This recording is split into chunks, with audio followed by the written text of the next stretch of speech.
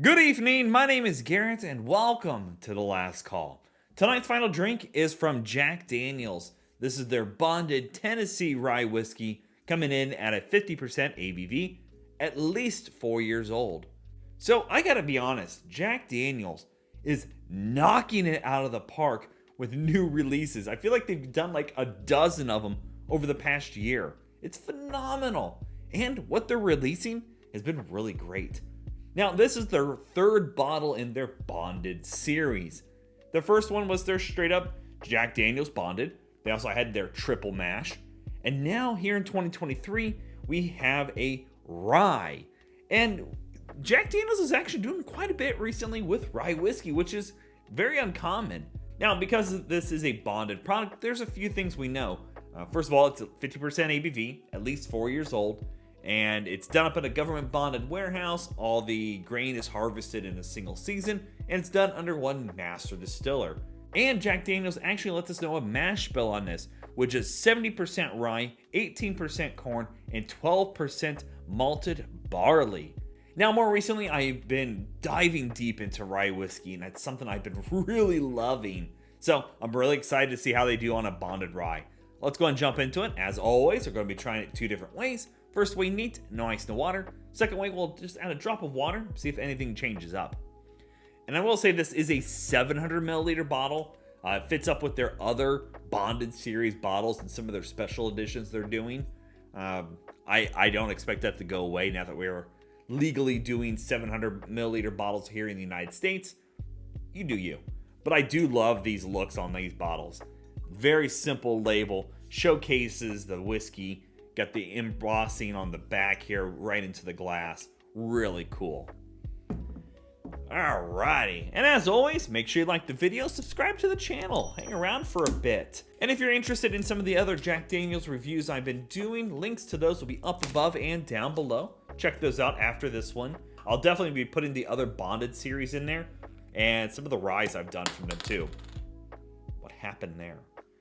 I'm all thumbs today, I guess. Didn't even get a good pop on it. All right. And again, 70% rye on this one. Beautiful color. Very dark. All right. Let's go for notes. Oh, man. That is pretty. Beautiful rye spice going on in here. Very herbal, medicinal. It's not the typical dilliness or even the rye that you get from MGP. It's a rye spiciness to it for the herbal and medicinal area. You get a little bit of that Jack Daniel's tinge to it. For me, that is a little bit of almost like a maple and a little bit of that banana in there too. There is some ABV warmth on this one. I'm hoping it airs out here a little bit because it is a little warm on the nose. Oak, char, vanilla, caramels. You get those classics in there. A little bit of a very light wisp of a tobacco going on. A little leathery note going in there too. Oh man, yeah, that's opening up very nicely. A little bit of almost a candied toffee.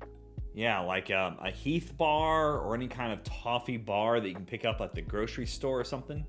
So it's kind of sweet, but yet caramely toffiness to it.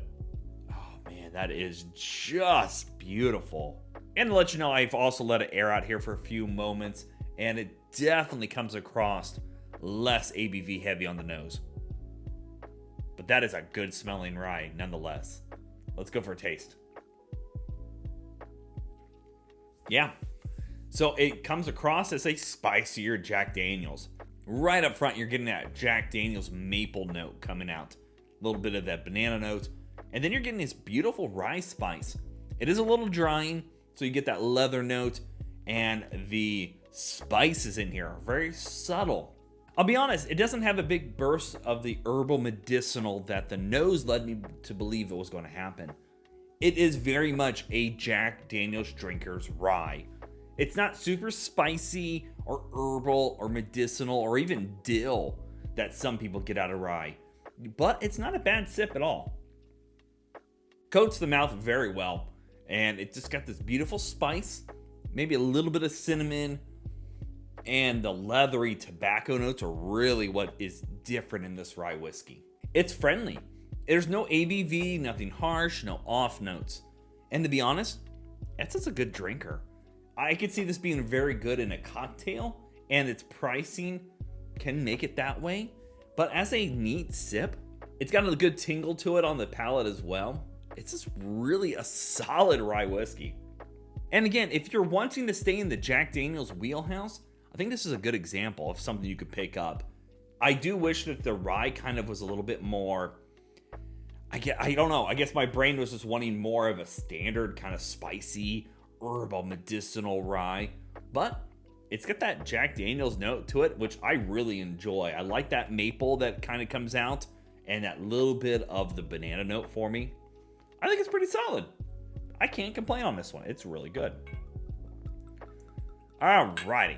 Let's add a little drop of water, see if anything changes up. Under most circumstances, it's probably going to make it just go a little more thin, but it might help us find some additional notes. Just never know. I didn't grab anything. There we go. I will say it's got a decent finish. The spice layers from the oak cask themselves linger with a bit of the herbalness in there. It's almost like an herbal tea. Maybe that's what it is. Hold on. I'm going to go back in with an herbal tea mindset. It does come across more like an herbal black tea for me now. Yeah, okay. All right, with that all knowledge out of the way, let's go for notes on the water version. Goes a little sweeter, like candied apple sweet, like a red juicy apple. I will say that besides that, a lot of notes are pulled back. You really don't get any of the spice, the oak layers. It goes very simple on the nose. And here, you're getting a beautiful maple, the banana, the spice, the herbal, the medicinal, that leatheriness, that little bit of nuttiness is kind of showing up here on the neat version too. But over here, it goes, oh, banana sweet now. I got the banana note. Like a banana, like a freshly peeled banana. A little bit of maple starting to show up now. I mean, this is very simple on the nose, but it's not a bad simple. Still no ABV, nothing harsh, no off notes. So, let's go for a taste. Wow, that is banana bread. Banana sweetness all day, right from the beginning. It's sweet. It's got that nice oakiness going on in it. There's nothing off about it. And there's no ABV bite or ethanol bite, but just a nice, simple, sweet banana bread. So you get a little bit of almost a cakey note going on, a little herbal, and that's really solid. I can't knock that one. That's really good now. The intensity of flavors is standing out so much stronger here now. Both are really solid. As always, it doesn't matter what you drink or how you drink it, as long as you enjoy it. If this is your first time having a rye whiskey, and maybe this is a little too potent for you, add that drop of water. Work your way back up here, but add that drop of water to at least make it maybe a little more friendly for yourself. All right, let's talk about market price, because we all know market price is market price, and it's always going to vary. I ended up picking this up for $35 because I have yet to see it on the shelves here in Indiana. And it finally started showing up, of course, after I bought it. A lot of markets are pricing this about $36, but as low as like $30 on some areas that I was searching.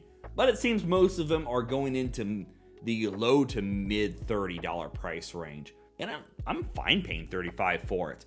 I think it's a great sip. It's definitely a Jack Daniel's kind of rye, where you're going to get a lot of similarities to Jack Daniel's with a little bit of that extra spice layer going on. And honestly, if you're new to rye in general, this might be a good option for you to start off with before you get into the big, bold, herbal, medicinal, especially on things like the 95.5 rye from MGP. But either way, it's a really solid sip. I give this a good thumbs up. I wouldn't overpay for this because it's going to be part of their core lineup, but I think $35 is fair enough for it. So, there you have it, folks. Jack Daniel's Bonded Tennessee Rye Whiskey. If you have any questions about the bottle itself, let me know down in the comment section below. I will do my best to answer it. And if you have any specific spirits I should go looking for, also let me know down below.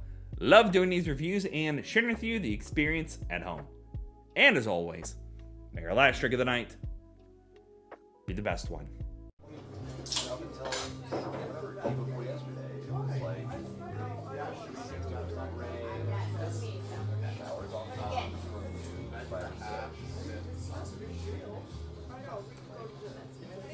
You know, I really like it might